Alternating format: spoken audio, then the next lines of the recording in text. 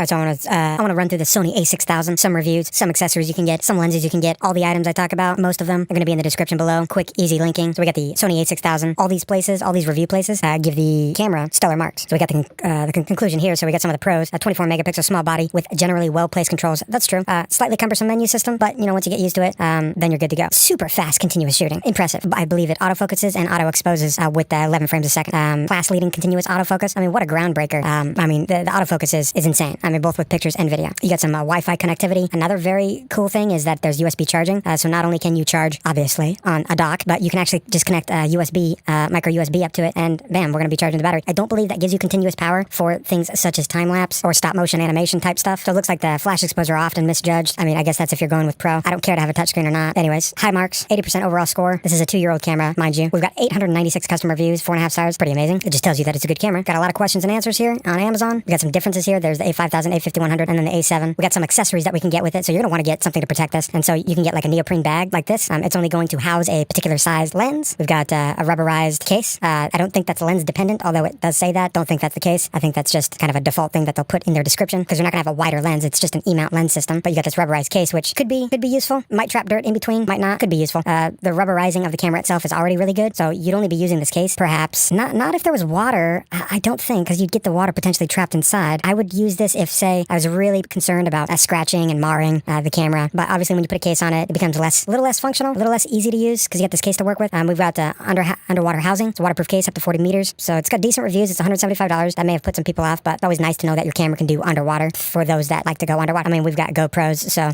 maybe the GoPro's a better option since you can probably get a GoPro 3 maybe for about the $175 price, and that'll give you the underwater that you might need. Obviously, it's not going to be as beautiful. It's not going to give you depth of field. That's not what a GoPro's for, but there's a lot of options with this particular camera because it is such a popular camera. There are so many accessories and so many options for this camera, so that's a good benefit when you're purchasing a camera, a car, or any product, is to know that there's a lot of options out there. We've also got a remote, a really pretty cheap remote. You could find it cheaper than $10, but this is always good to have. It's also good to have one that actually connects directly up to your camera, so then you don't have to wait for like a IR lag or whatnot. But this is really good for time-lapse. It's good for stop-motion animation. It's good for group photos, all those types of scenarios where you don't want to interrupt where the camera is actually located. I wish this gave some functionality for video, like start and stop record, but that's fine. This camera uses an Okay, so APS-C stands for Advanced Photo System Type C, and you can see here's the sensor, and you can see APS-H, the Canon runs at that type of sensor. The Nikon, Pentax, and Sony runs the APS-C at that size, and then the Canon has an APS-C sensor running just a little bit smaller than that, and here's some of your pocket cams down here. So if we look at the camera lenses themselves, these are the lenses that I have specifically, but we're going to go ahead and review some of those there. So this is a kit lens that actually comes with the 2-lens kit. There's one of the lenses that I have that I love. I don't use it a lot. It's literally as big as the camera, but it's a phenomenal, versatile lens, sharp and crisp.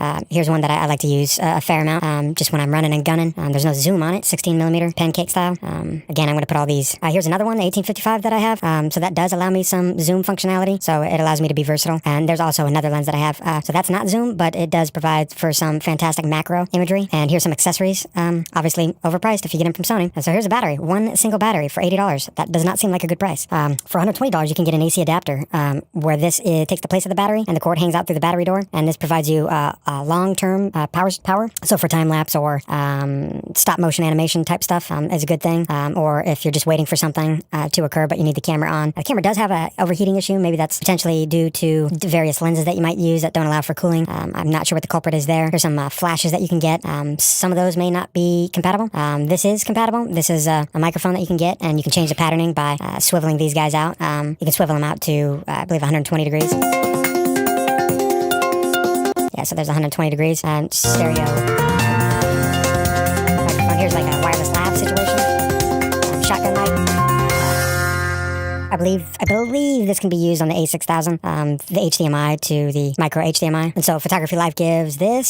So let's just hit a couple reviews here quickly. So we got this at photographylife.com. I mean, we're hitting 4.5s and 5s throughout. Here's a brief rundown. 25 megapixels, yada, yada, yada. Built-in Wi-Fi. We've got a 4 out of 5 here. Movie record button remains annoying. I don't believe so. I think it's perfectly out of the way to not accidentally be hit. And it's just on the side. Slightly awkward, but it's not a big deal. It's not the best in class in low light. Well, yeah, it's not the best. It's It's a $500 camera and you can get it for cheaper. So you're not looking for the best. You're looking for darn good. And I think it does provide that. Obviously, there are other cameras that kill it, and they tend to be Sony's in the low light field. Great overall camera, 8.4. That's a great rating. 8.4 is a great rating. You got all these pros here from imagingresource.com. Here's the verdict. Once again, Sony has brought camera territory. This guy says that the autofocus the autofocus adjustment is too laborious, and he would have wished for a touch screen. I would have wished for the screen to be articulating and have the option for touch, I guess. That would make sense. The conclusion here at photography blog is we're looking at 4.5 to 5s and 4.8 out of 5s at Best Buy, and you can get open box deals for $4.95 if you look at it right there. So yeah, I mean, overall, everybody's giving this stellar ratings. I'll put a link in the description below. Here's all the compatible lenses that we have for the a6000 E-mount there. A lot of different lenses here. Got your macros, your zooms, got your A-mounts, which would be compatible with an adapter, A-mount macros and zooms, and then we've got your Konica Minoltas, which are compatible, I believe, with an adapter. A lot of variety here, a lot of lenses, so I'll put the link in the description below. What I like about this list here is we've got a blue check mark here. It says fully compatible, and so any lens that has a blue check mark, you can see it's fully compatible, and then when you go ahead and click on it, you'll get some information. So I really like the way this is laid out. It basically, for like, say this one, this is a lens that I have. It says the steady shot is not supported. The focal plane phase detection autofocus function does not work. Okay, it's good info. I mean, it's right there on the lens that you click. So let's find another one that I have. I got this one. It says the steady shot is not supported. Fast hybrid autofocus is available with the lens system software version 2 or later. And this is one of those lens updates. I believe this one was an 01, and then I've updated it to an 02. You can see inside this video on how to do that. Here's another lens that I have, fast hybrid autofocus. So the fast hybrid autofocus is something that had been fixed, I believe, with the updates, with the lens updates. Yeah, so we've got the blue check marks, and then if you don't have a blue check mark, you can kind of see what's not supported. I wonder if we have anything other than the fast hybrid. Yeah, here's a big one. The steady shot is not supported when iris ring is switched between auto iris mode and manual iris mode. On-screen display LCD monitor may flicker for a brief second, and focus position may be reset when the iris ring is set to manual iris mode. The lens model and max aperture value of the EXIF are not recorded correctly when the exposure step of the camera is set to on 0.5 stop basis, while the iris ring of the lens steps on 0.3 stop basis. The on-screen LCD. I mean, so we got a good deal of information here. This is pretty cool. It's not like you want a lens that has all this complexity here. I mean, you get used to the lens, of course. In focus mode, autofocus on standby and movie mode, and when recording movies, the lens goes into manual focus mode. If you update the camera system software to version 3.1 or higher, autofocus will be enabled. It's just a ton of great information. A lot of lenses here, pretty expensive, but you'll find some good deals. Get them used. What else do we have? We've got a list of the mount adapters, and I like it. We got the blue check mark. We got the compatible with restrictions. Let's go check this one. Restriction of the function are different. Restriction of the functions are different depending on the lens, variation. Yeah, so this is more lens dependent, but kind of wish they had more information as to the other information that is possible for this mount adapter. Anyways, moving on. We've got your flashes. Now, this doesn't have a compatibility checkmark or whatnot, but if we look at this one, this ring light here, it just says fully compatible. So I'm assuming that it's going to be fully compatible. You're going to want to check this out for certain elsewhere, but it's kind of a good list overview. And then this doesn't have that same sort of list, but it gives some of that information that I was looking for elsewhere. Cannot use the rechargeable battery pack for this camera. Requires the battery, which is compatible with this accessory. Okay, cool. Let's go ahead and go to some flash accessories. Requires shoe adapter ADP, blah, blah, blah.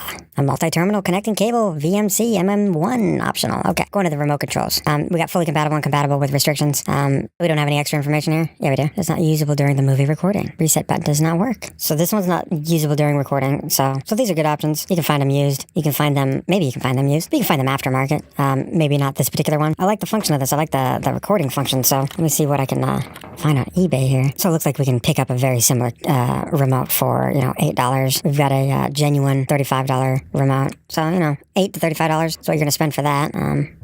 Yeah, I'd throw down $8 on that, and if it proved extremely useful, I might throw $35 on it if there was some difference, which I don't think there would be. We've got your microphones. A zoom microphone mode is not available. Well, that's good to know. Got the lavalier, so wireless lav. 5.1 channel mix mode is not available. And then this looks like the only fully compatible microphone. And then we've got all these USB battery packs. So this is what I was talking about before, where you could connect a battery pack via that micro USB and then be charging the camera while not in use, while you're, say, traveling, because you don't have maybe the charger with you. Maybe you didn't bring it with you. Maybe you're in a taxi cab. Maybe you're on run and gun. Maybe you're camping, Maybe you just don't have access, so you bring a bunch of the power with you in battery packs, but you don't have to buy these Sony battery packs. This is a 20,000 mAh battery pack. Let's go to Amazon and let's find a 20,000 mAh battery pack. So $20, maybe you don't want that one that blows up on you, so maybe you want to choose a $40 one. I've actually got this one, but I've got the one that's actually half the size. That's a good one. This is the one I have as well. I'd gotten it for cheaper, but it's 22,400 battery pack. Got the 3 spots, different voltages. Works well. iPhone, Samsung, Tab, iPad. I mean, you don't. Yeah, you don't have to put an iPhone to this one. It's just the compatibility, I guess, the voltages, the smart charging. I do like this one because we do have a light here. We do have a power button here that tells you what the charge state is. There is an SOS light. It's pretty cool. Anyways, it's interesting. Yeah, but you can charge 3 things basically at once. So that is definitely a good thing, good option. You don't have to buy the Sony one. Let's see what they want for it, to be honest, though. Let's see what they want for it. Let's copy that. Sony. So from Amazon, well, they're not going to tell us what they want for it, are they? So it looks like a Sony power bank. It's got 4 USBs. Sold for $105. So you can get 3 of those other 22,000 mAh packs for the same price. So, let's see. And then we've got a bracket. So I suppose the camera would go here and the flash or accessories would go here. So it's having like an off-camera flash. How'd that work? You would need the flash to be connected to the camera. Anyways, just wanted to show you guys a bunch of the accessories, the lenses, and the compatibility. I'll put these links, mainly just these lens links, the adapters, and the flash. I'll just mainly put the lens links, the flash, and the microphone. And you can find the other stuff by bouncing around in the links. So I wanted to talk about these extension tubes real quick. This is something that I got to kind of give me some more options for creativity. You can attach them in this fashion. So this is a total of 26 millimeters tube distance. You can either do 16, you can do 10. They also have the contacts built in with them. So you get the intelligent lens functioning for focusing and proper exposure. So what does something like this cost? Well, you could get the Photo Diox Pro Automatic Macro Extension Tube Kit for Sony for $50. Or you could jump over to Amazon. I'll put a link in the description below. And you can pick this up for $20. What's the difference? You can pick it up for $20. It looks like this one's just mainly plastic, and the other one's got some metal involved. I don't think there's a big difference at all. I'll just show you some footage that I shot in video mode. So this is with my macro lens alone. As you can see, we've got both a 10mm and 16mm extension tubes. You can see those metal contacts there.